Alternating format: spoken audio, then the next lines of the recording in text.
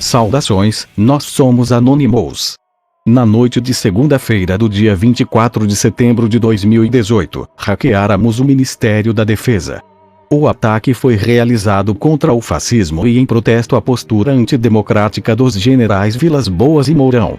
Essa é uma mensagem direta ao fascismo e autoritarismo que ameaça a democracia brasileira. Hamilton Mourão é general da reserva do Exército Brasileiro, vulgo vice de Jair Bolsonaro, PSL, tem feito declarações ameaçadoras à população brasileira, em especial ao anarquismo, defendendo uma intervenção que chamou de autogolpe caso uma democracia direta do povo sem governos, ou seja, uma anarquia, se instale no país.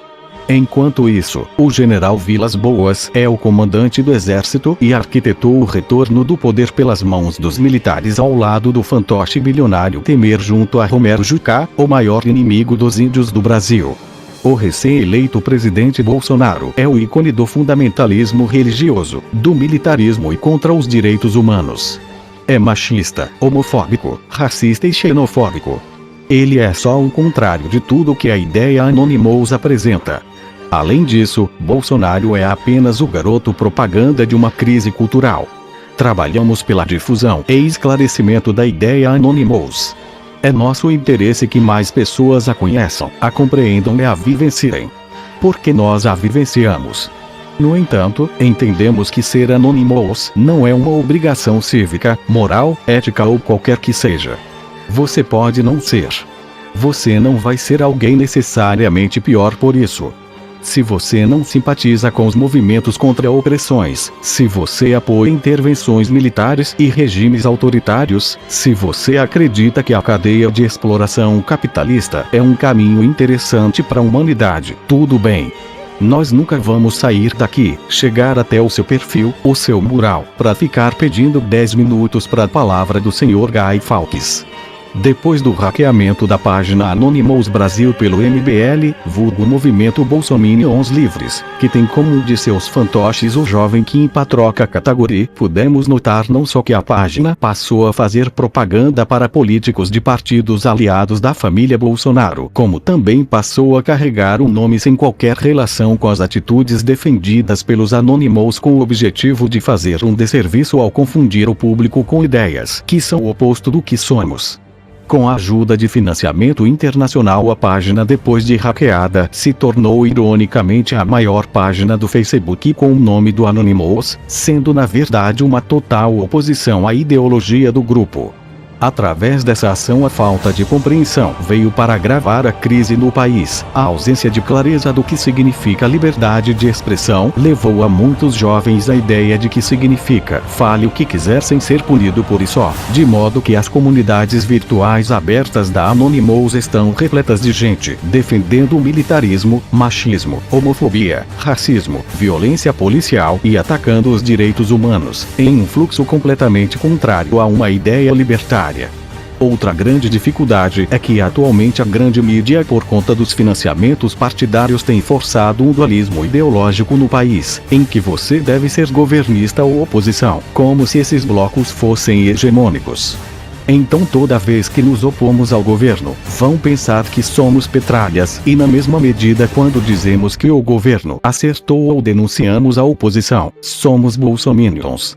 Não é fácil trabalhar nesse cenário, mas o compromisso que assumimos é justamente o de destruir a cultura de controle das grandes mídias. Então é preciso ter paciência e insistência. Após os ataques terroristas feitos pelo Estado Islâmico e o ISIS, na França, os participantes da Legião resolveram eliminar o EI da internet por meio da OPISIS. Milhares de contas no Twitter e sites relacionados aos jihadistas foram derrubados. Além desta operação, várias outras já aconteceram para defender liberdades individuais e coletivas, como Occupy Wall Street e protestos anti-SUPA, lei que aumentaria a censura na internet. No Brasil, a revolta do vinagre, que aconteceu em junho de 2013, também contou com um apoio massivo do grupo. Derrubar contas no Twitter realmente não combate o ISIS, por exemplo, e nem o processo que sustenta a criação de grupos como este pelo mundo. Para esses casos, o fundamental seria compreender esse processo, todas as intervenções imperialistas no mundo, o que elas causam com o tempo, a violência dessas intervenções e o que isso resulta a longo prazo. Ainda, devemos estar preparados para dar voz às vítimas que a grande mídia ignora nos países do Oriente Médio, Ásia e África. Toda aquela região é cheia de conflitos e rica em grupos de resistência antiterrorismo, grupos libertários, frentes feministas e grupos laicos. O mais importante nesse processo é garantir autonomia a esses povos e despertar o senso crítico do Ocidente sobre essas questões. Olhar também para o próprio umbigo e para o terrorismo institucional que financiamos direta ou indiretamente. É preciso entender que não existe um mundo real. O fato de a internet ser informação organizada não a tira da realidade. Hoje mais que ontem, amanhã mais que hoje. É aqui que as pessoas estudam, trabalham e formam as próprias opiniões. É um meio de comunicação que só cresce, e justamente por isso é usado para propaganda, proselitismo, manipulação e controle de massas. Por isso a resistência deve estar ali também. Se o mundo virtual não afetasse o mundo real, as pessoas não usariam senhas para seus perfis, suas contas de banco, seus serviços contratados. Aqui é uma extensão de suas vidas. Por isso o WhatsApp se tornou um fator de influência nessas eleições e os fascistas foram eleitos com a ajuda de muito financiamento estrangeiro que impôs uma ideologia que irá cercar quem se opor aos atuais governantes. Para a polícia, nós somos terroristas. E a polícia está aí a serviço do Estado e seus donos, não das pessoas. Pessoas podem ser presas por informações conseguidas em um ataque a um banco de dados. Pedófilos podem ser encontrados a partir dos rastros que deixam na rede. Nós podemos ser considerados terroristas por planejarmos ações que violem os interesses do Estado. Quem ainda não entendeu que as ações na internet afetam o mundo real, está vivendo décadas atrás de seu tempo. De qualquer forma, acreditamos que o maior impacto seja o despertar. A maior parte dessas tecnologias é apresentada como lazer e tem o objetivo de alienar. Mas podemos subverter esses meios e usá-los a nosso favor, contra o sistema que nos escraviza. Não temos como objetivo ser uma instituição ou qualquer tipo de acessório a uma instituição. Dessa forma, a colaboração com a polícia não está exatamente entre nossos métodos padrão. Porém, dependendo de onde uma operação pretende chegar, ela pode sim levar informações à polícia para que alguém seja preso. Isso é mais comum nas operações contra a pedofilia. Mas veja, essa atitude não é enxergada por nós como colaboração à polícia, e sim como intervenção contra um objeto. Se amanhã conseguíssemos material para prender um político, por exemplo, é muito provável que isso seria exposto. Não porque a polícia merece a informação, sim porque ele merece a prisão. Não cremos na idoneidade de órgãos de repressão. Para a polícia, nós somos terroristas. E a polícia está aí a serviço do Estado e seus donos, não das pessoas. Portanto, esse é um casamento que nunca vai acontecer. É a polícia que se infiltra em nossos espaços, buscando traçar perfis para intimidar pessoas ou prendê-las. Isso porque elas ameaçam a estrutura de poder que eles são pagos para proteger. E é preciso entender que não se trata de os bons e maus policiais. Para nós, isso é irrelevante. Estamos falando de instituições, não de indivíduos. E o poder institucional é uma pedra no caminho de qualquer povo que busque a liberdade. Diariamente nos deparamos com injustiças, com abusos de poder e com a corrupção do sistema. Muitas vezes é preciso elencar prioridades de acordo com o regime de urgência de cada assunto. O Marco Civil da Internet, por exemplo, impõe restrições à liberdade e à neutralidade da Internet. Entretanto, ele não é prioridade da próxima OP. Por quê? Porque temos algo ainda pior vindo aí. A Lei de Terrorismo, PL 2016-15, que o governo quer aprovar a todo custo ainda esse ano. Uma OP contra essa lei tem muito mais urgência porque ela poderá criminalizar toda e qualquer manifestação e protesto político, seja no mundo real ou feito via internet. Um dos exemplos dentro do projeto é o artigo que dá o DOS, que é um simples ato de sobrecarregar um servidor, uma punição totalmente desproporcional com, no mínimo, 16 anos de prisão. Além disso, cabe lembrar que, quanto ao DOS, existe precedente internacional de legalidade enquanto manifestação legítima. E vazamento de informações de interesse público, terrorismo. A parte em que fala sobre coagir autoridades. O que seria isso? O legislativo e o executivo não funcionam na base da pressão popular. Dado a dificuldade em aprovar o projeto de reforma da Previdência em trâmite no Congresso Nacional ainda este ano, Jair Bolsonaro e seu ministro da Economia, Paulo Guedes, querem que os deputados e senadores tentem passar alguma coisa, qualquer coisa, antes do recesso parlamentar. Acreditam que as chances são melhores quanto a temas que não dependem de mudanças na Constituição Federal, o que demandaria 308 votos, Câmara, e 49, Senado. O pedido faria mais sentido, contudo, se ambos tivessem informado a sociedade qual o projeto de previdência tem em mente, o que não foi esclarecido nem no programa de governo, nem na campanha, muito menos neste momento de transição. Pois antes de procurar dar uma sinalização positiva ao mercado, eles deveriam oferecer transparência à população. Um dos pontos que está claro é que Guedes defende a implementação da capitalização individual ao invés do atual sistema de repartição, ou seja, cada um contribuindo para si mesmo ao invés dos trabalhadores da ativa bancarem os que estão aposentados. Mas não foram dadas explicações detalhadas sobre isso para além do que os colegas jornalistas conseguem arrancar da equipe de transição, e há uma série de perguntas em aberto. Quanto tempo a mais as pessoas terão que trabalhar? Com qual idade mínima elas se aposentarão? Quanto tempo de contribuição para obter a pensão mínima e quanto para o teto? Haverá mudança no benefício social dos idosos muito pobres? E na aposentadoria especial rural? A mudança para a capitalização individual, como uma grande poupança ao longo da vida, mesmo que implementado apenas para quem entra agora no mercado de trabalho, não quebraria o país. Como funcionariam as regras de transição de idade e de sistema? Haverá sacrifícios ampliados sobre os que ganham menos e privilégios mantidos para os que ganham mais. Isso valerá também para as Forças Armadas e outras categorias? Teremos unificação do regime geral dos trabalhadores com a Previdência Pública. Em quanto tempo? Haverá debates públicos em 2019 sobre o assunto ou, no final das contas, será meia dúzia de iluminados decidindo a portas fechadas? O que um novo Congresso Nacional acha disso tudo, considerando os interesses diversos lá representados? Dentre as possibilidades que não dependem de maioria constitucional para serem aprovadas, encontram-se o fim da possibilidade de pensão integral para quem se aposenta jovem, com o retorno do fator previdenciário, o fim da integralidade da pensão por morte, um limite para o acúmulo de benefícios e um aumento na alíquota de contribuição dos funcionários públicos para a Previdência. Mas também algumas que atingem diretamente a qualidade de vida dos mais vulneráveis. Enquanto o estabelecimento de uma nova idade mínima para todos os aposentados só ocorre via emenda ao artigo 201 da Constituição, o aumento no tempo de contribuição de 15 para 25 anos pode passar por maioria, ou seja, com menos votos. Os mais pobres já se aposentam hoje, por idade, 65 anos, homens, e 60, mulheres.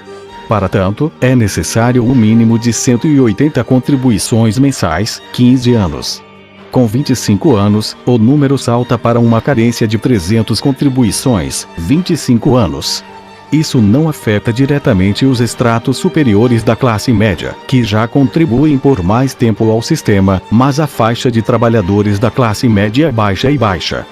Dados da própria Previdência Social apontam que 79% dos trabalhadores que se aposentaram por idade no ano de 2015 contribuíram menos de 25 anos. Enquanto isso, o Departamento Intersindical de Estatística e Estudos Socioeconômicos, DIESE, afirma que, em 2014, a média de contribuição foi de 9,1 meses a cada ano devido à rotatividade do mercado de trabalho e à informalidade. Ou seja, para cumprir 15 anos de contribuição, uma pessoa precisa, na prática, de 19,8 anos para se aposentar. Subindo para 25 anos de mínimo, o tempo de contribuição efetivo teria que ser de 33 anos. Na prática, grande parte dos trabalhadores teria que trabalhar muito mais ou perderiam o que contribuiu. A idade mínima para idosos muito pobres pleitearem o auxílio de um salário mínimo mensal também pode sofrer alterações sem depender de maioria constitucional. Hoje, quem alcança 65 anos e tem renda per capita familiar inferior a 25% do salário mínimo, pode solicitar o benefício de prestação continuada, BPC. O governo Michel Temer havia proposto subir para 70 anos a idade mínima e o relator da reforma, deputado federal Arthur Maia, para 68. Diante das críticas, a idade foi mantida em 65. Por enquanto, a expectativa de vida no Brasil aumentou e tende a continuar aumentando, bem como os índices de sobrevida após os 65 anos. Mas segue difícil para os mais pobres com essa idade ou mais conseguirem um emprego ou mesmo um bico decente. Mudar essa política sem oferecer uma melhoria consistente na qualidade de vida é temerário. Após a aprovação da reforma trabalhista, contribuir por 15 anos para poder se aposentar tornou-se algo muito difícil aos mais pobres. Como não vai conseguir se aposentar contribuindo, uma massa de trabalhadores irá pressionar a assistência social, afirma Eduardo Fagnani, professor do Instituto de Economia da Universidade Estadual de Campinas e pesquisador do Centro de Estudos Sindicais e do Trabalho. Ou seja, parte dos trabalhadores, sem aposentadoria pelo aumento de 15 para 25 anos, iria pleitear o BPC. Um exemplo dessa dificuldade são os contratos de trabalho intermitentes. Hoje, os trabalhadores sob essa categoria estão sem proteção previdenciária em caso de acidente, doença e licença maternidade, e sem contar o tempo trabalhado para a aposentadoria. Isso porque a regulamentação sobre sua contribuição ao INSS caiu quando a medida provisória que tratava do tema caducou sem ser votada no Congresso Nacional. Esses trabalhadores provavelmente terão que complementar a contribuição ao INSS do próprio bolso quando seus diversos empregos não garantirem a eles, ao menos, um salário mínimo mensal. Considerando que os mais pobres dificilmente vão optar por pagar a aposentadoria ao invés de comprar alimentos e roupas, ficarão sem proteção e sem aposentadoria. Enquanto faltam respostas sobre a concepção de Bolsonaro e Guedes para a Previdência e a Seguridade Social, sobra a certeza que, devido à polarização absurda e ao debate raso desta eleição, o eleitor votou às cegas sobre o futuro.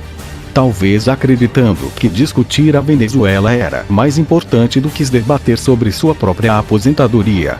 Ao nomear o juiz federal Sérgio Moro como xerife, Jair Bolsonaro diz que seu governo vai aumentar a fiscalização contra a corrupção. Ao mesmo tempo, vem criticando a fiscalização tanto de crimes ambientais quanto aquelas que identificam violações a direitos trabalhistas, demanda de empresários que apoiaram sua campanha. O presidente eleito defendeu, durante o período eleitoral, a necessidade de combater o ativismo. Na maioria das vezes em que empregou esse termo, não se referiu à atuação de organizações da sociedade civil, mas do que ele vê como militância de setores do funcionalismo público em prol de determinadas pautas, o que, em sua opinião, causaria problemas ao setor produtivo. Por exemplo, o absurdo de fiscais do IBAMA multarem quem desmatou sem autorização e além do limite permitido. Ou ainda o disparate de auditores fiscais do trabalho resgatarem pessoas escravizadas. Ou ainda a inimaginável atuação da FUNAI ao defender o direito de povos indígenas, muitos dos quais vivendo na miséria, a seus territórios. Diante disso, é grande a expectativa sobre o que ele pretende fazer não apenas com as áreas responsáveis pela fiscalização na esplanada dos ministérios, mas também com as normas regulamentadoras e instruções normativas, que guiam a fiscalização e podem ser alteradas sem passar pelo Congresso Nacional.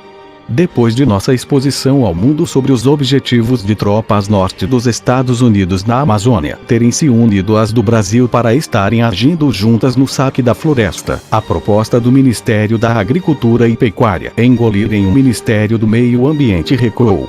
A denúncia despertou a pressão social que encerrou tal proposta, por ora. A expectativa é a mesma sobre a autonomia da fiscalização do trabalho. O novo governo vai garantir que as condições de saúde, segurança e dignidade dos trabalhadores sejam desidratadas para atender às demandas de setores econômicos e empresários que apoiaram sua candidatura vencedora. Durante a campanha, Bolsonaro criticou o enfrentamento ao trabalho escravo, citando dados equivocados sobre a fiscalização. Disse que qualquer irregularidade trabalhista configura o crime e não a omissão do empregador em garantir o mínimo de dignidade, citando o caso de uma mulher grávida que, exposta à aplicação de agrotóxico, teria sido considerada como submetida à escravidão. O que não procede. De acordo com a área de fiscalização do Ministério do Trabalho, um caso como esse não configura esse crime. Com a perda do Ministério da Indústria, Comércio Exterior e Serviços no braço de ferro com o novo czar da economia, Paulo Guedes, organizações setoriais que ficaram órfãs solicitaram à equipe de Bolsonaro que lhes entregue o ministro do Trabalho, convertido em uma pasta de produção, trabalho e comércio. Claro que seu comando não ficaria na mão de um representante de trabalhadores, a menos que fosse pelego. Entregar a chefia da fiscalização a um ministério com esse viés será o requiem dos direitos trabalhistas no Brasil. Uma das primeiras medidas tomadas, aliás, seria a instalação da instância superior de recursos de autos de infração com a presença de representantes empresariais, governamentais e de trabalhadores. Ou seja, o resultado tenderia a ser um eterno 2-1 contra os trabalhadores. Fiscalizações de trabalho escravo ou infantil, por exemplo, seriam derrubadas e empresas nunca teriam punição. Em tese, o respeito ao contrato de trabalho estabelecido entre patrões e empregados é uma das bases do capitalismo. Mas, no Brasil, estufa-se o peito e enche-se a boca para defender liberalismo econômico quando, no íntimo, sonha-se com o Estado autoritário que ofereça subsídios e mantenha um mercado de trabalho no cabresto, fazendo desaparecer reclamações de trabalhadores. Voltaremos para como era há 100 anos, a questão trabalhista voltará a ser caso de polícia. Vale lembrar que a fiscalização não objetiva apenas garantir direitos a quem está vivendo à margem da legislação, mas também aumentar a arrecadação do Estado, pois leva ao pagamento de tributos e contribuições sociais e previdenciárias. Em momentos de crise de orçamento, portanto, reduzir o poder arrecadatório é um contrassenso. Em sabatina a industriais em julho, Bolsonaro afirmou que o trabalhador vai ter que decidir se quer menos direitos e emprego ou todos os direitos e desemprego. A depender de suas decisões sobre a fiscalização, o trabalhador nem precisará chegar nesse dilema, porque saberá que não vai ter quem zele por sua qualidade de vida. O que indica que a prática de ativismo não vem de quem fiscaliza, mas de quem impede que isso aconteça. A insanidade dos fascistas brasileiros é tamanha que mesmo a antiga Carta de Lavoro de Mussolini é vista como um fator muito protetivo do trabalhador. O asco que os gestores do país têm da classe trabalhadora é de um fascismo de níveis muito superiores aos da sociedade hitlerista que os antecederam. O filósofo francês Jean-Paul Sartre dizia que não se combate o fascismo porque se possa ganhar dele. Se combate porque é fascista. Por isso expomos os dados do general Mourão e do general Vilas Boas. Nós somos Anonymous, somos uma legião, não esquecemos, não perdoamos, aguarde-nos.